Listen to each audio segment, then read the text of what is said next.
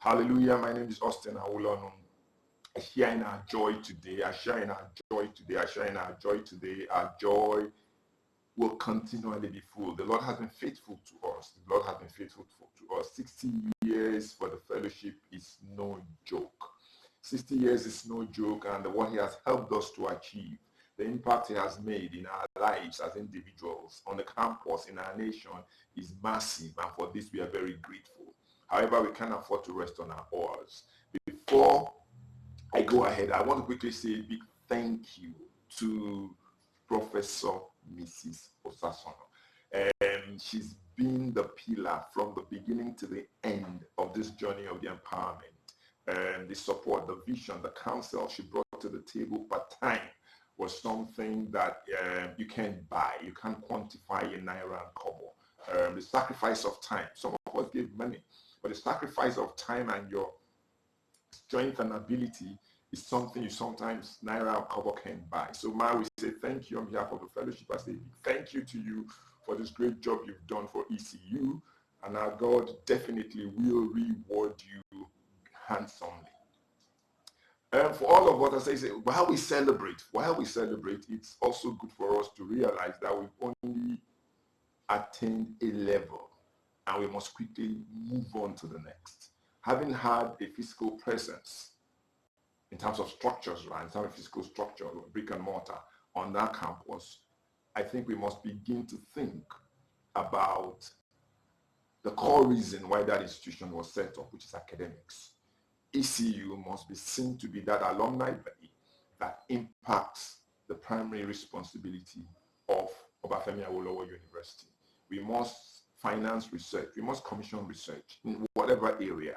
The executive, we need to sit down. We need to look and think and say, how do we want to impact our nation? As we impact our nation, in what direction do we want to impact our nation? What are the substructures that we need? What are the things that militate against us emerging as the great nation that God has made us to be? So can we do research? What can we commission? What's happening in the social sector, in the political sector? What's happening in the agri sector? These researches, can we begin to commission intellectual work? First, that gives us a greater stake in the university. And two, that will help us create conversations around it out there in the society to be able to make the kind of impact we want.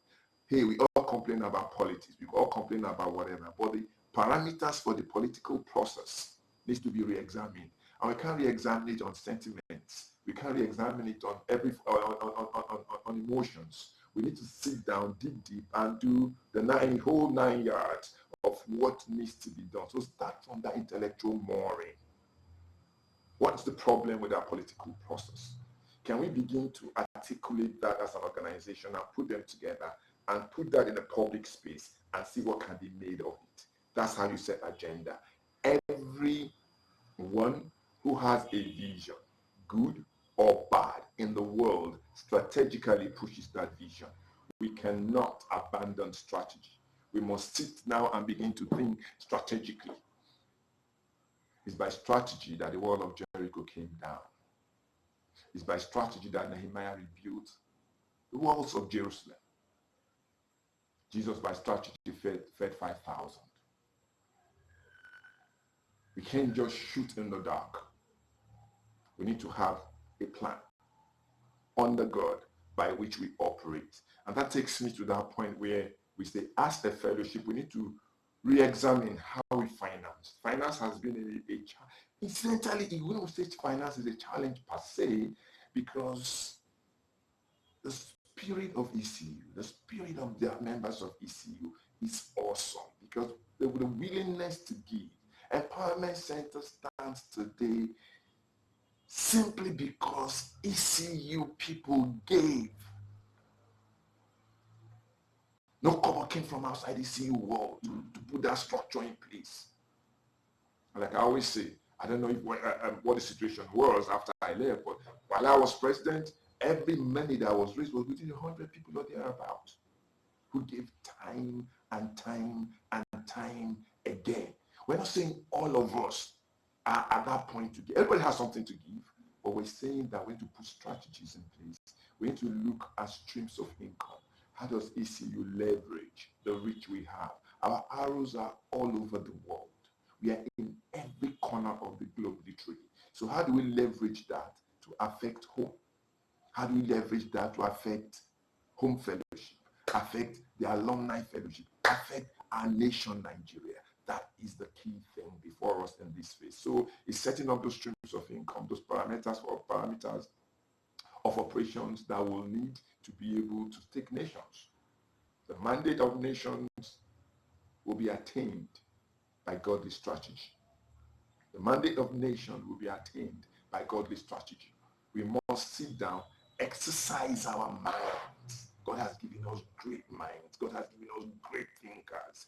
Exercise our minds. Sit down and say to us, how do we connect the dots? How do we go from point A to point B?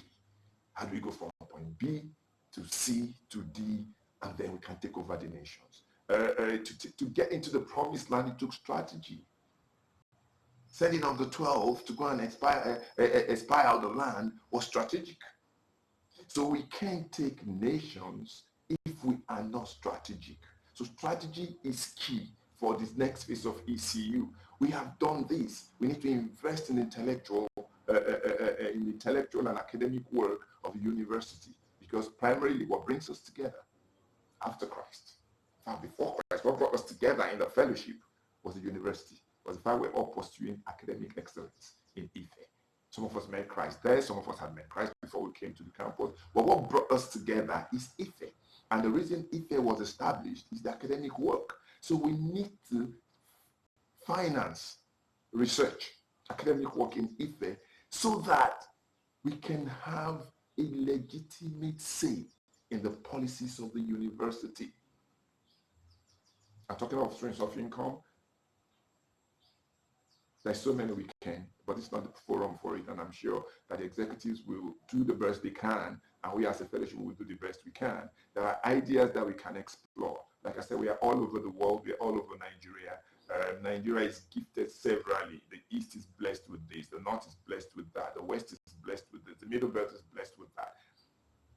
And we have people in all these areas. How can we take over agriculture? How can we take the nation of agriculture, the nation of, there are things, nation of entertainment, there are things we can do. So because for me, nation is not just that geographic expression or that race or that group of people, but it can also be specific sectors where we can say we want to dominate this sector because this sector will exact influence. Some people dominate entertainment in the world, and by using entertainment, they dominate other things in the world. That's strategy. Some of the things that are mainstream today were literally anathema back in the days, but today they are mainstream.